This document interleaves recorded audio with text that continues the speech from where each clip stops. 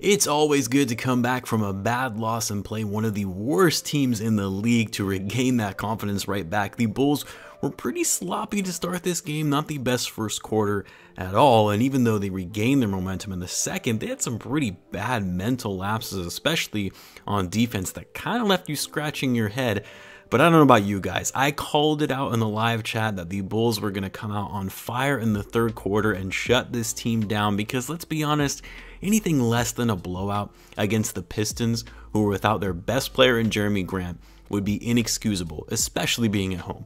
And the Bulls did exactly that, coming out in the second half and going on a quick run to kick off the quarter and ultimately outscored the Pistons 36-14 in that quarter. Vucevic alone scored more in the third with 16 points than the entire Pistons team did as a whole. And of course, it didn't get much better for the Pistons in the fourth quarter. Even in garbage time, the Bulls outscored the Pistons 72-35 in the second half alone. And with the Bulls winning tonight and the starters getting some needed rest towards the end of the game, the Bulls look to take on a team that is right behind them in the standings in the Brooklyn Nets tomorrow night. So what's going on, everyone? You are listening to Bulls Central here. Hope you're all doing well.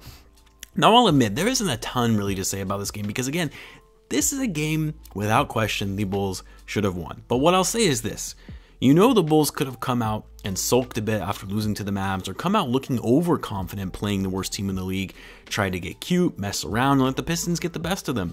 And you saw some of that to an extent in the first quarter. Guys didn't seem focused, they were turning the ball over, missing easy shots, defense was subpar, and they went into the locker room. I'm sure they got an earful from Billy Donovan, came out and looked like a completely different team. They came out with energy, focus, they hustled for loose balls, unlike in the first half. They took care of the ball on defense and actually played strong defense that forced so many turnovers for the Pistons. The Pistons had 18 turnovers in total.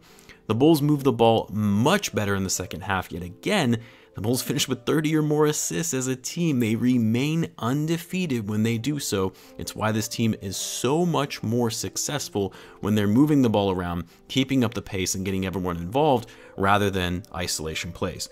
The Bulls also shot lights out in the second half from three. They just seemed like they couldn't miss no matter what they were throwing up in the air. Overall, the Bulls shot incredibly well tonight. Again, you do have to remember, it was against the Pistons, but what's important was that they won a game they were supposed to win and did so in resounding fashion with their largest margin of victory win for the season, winning by 46 points, which, by the way, was the largest defeat in series history between these two teams. What was great about this game, which I've talked about before being one of the things I personally enjoy seeing the most because it translates to more successful games for the Bulls, is the balanced scoring across the lineup. You had 8 players in double figures tonight. You had strong, balanced scoring coming from the bench, not just from Coby White. It also helped that the bench got considerable playing time, given this game was really over halfway through the third quarter. But the Bulls shot 54% from the field and a ridiculous 18 for 34 from three. Talk about efficiency. The Bulls still remain the best three-point shooting team in the league by percentage.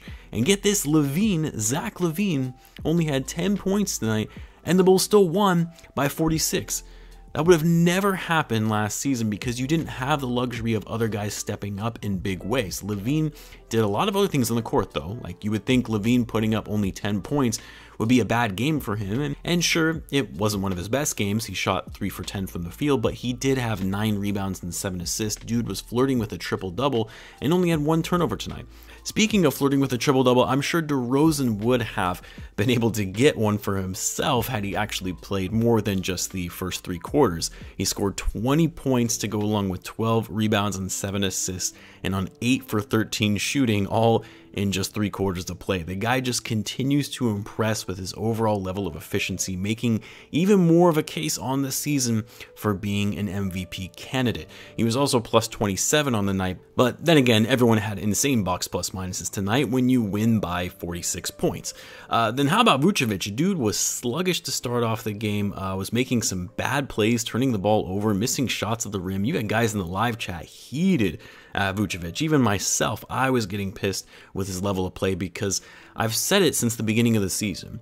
Vucevic is the Bulls' biggest X factor because when he's on and he's doing his job on offense, spacing the floor, hitting shots, but also crashing the boards, this Bulls team is unstoppable, even if DeRozan or Lavine are having off nights. Vucevic looked like he was gonna have another bad game, but then he comes out in the third quarter, outscores the Pistons all by himself. He put up 16 in the third alone. He ultimately finished the game with a team high of 22 points, 8 rebounds, and 4 assists, and he shot 10 for 18 from the floor.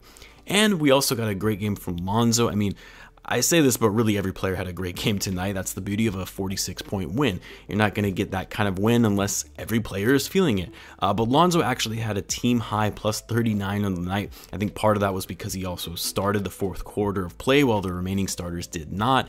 And he had a strong night on offense, scoring 18 points on 6 for 9 shooting. He was stroking it from behind the arc. He also had 6 rebounds and 5 assists, and he continues to snatch up those cookies in Caruso's absence with 3 steals tonight as well. He did a very good job on Cade Cunningham, who I think most will agree is the Pistons' best player without Grant.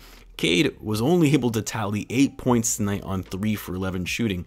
And it wasn't just Lonzo, though, who did a superb job guarding Cunningham. You also have to give credit to Ayo when he was tasked with guarding him. Ayo, another solid night for him off of the bench, scoring in double figures, 4 for 9 from the field, and led the bench in box plus minus with plus 23.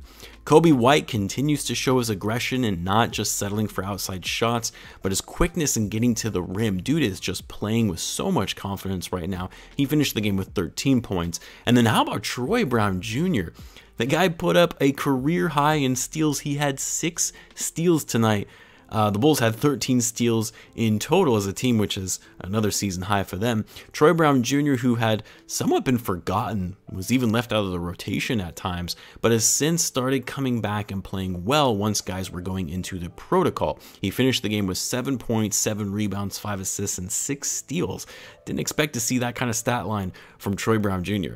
That was one of the things that I liked about him most last season was his defense, so it's good to see him stepping in and making the most of an opportunity with other guys being out. And then finally, McKinney and Tony Bradley, also some solid minutes, looking aggressive and getting some buckets. Again, everyone looked great tonight. Guys were active, and it's always good to see some of these guys coming off the bench getting some run for their overall development. Also, I just realized the Bulls out-rebounded the Pistons 61-41. That is insane. Man, I feel bad for the Pistons, but at the same time, not really. I think the Bulls-Pistons rivalry will always live on no matter how trash they are. Anyway, a good win, but the real test is going to be coming tomorrow night and again on Friday, where the Bulls will be facing 2 of the best teams in the league in the Nets and the Warriors. I'll have a live game chat for both of those games, so be on the lookout for that. I'll have my hot takes video out tomorrow, so be on the lookout for that as well. Until then, as always, be sure to subscribe if you're a Bulls fan, as I do post daily Bulls content. Thanks again for tuning in, guys, and I will catch you in the next one.